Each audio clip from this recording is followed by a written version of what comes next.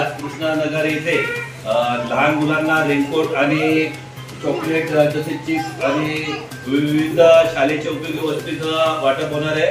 उद्या माध्यमिक शाळेमध्ये आणि नगरपालिका शाळेमध्ये लहान मुलांना tiffin, compass box, bag, water bottle, raincoat आणि पुस्तकं, ज्यांना कोणाला पुस्तकं नाही अशा शाळांना अशी आम्ही पुस्तकं वगैरे वाटप होणार आहे।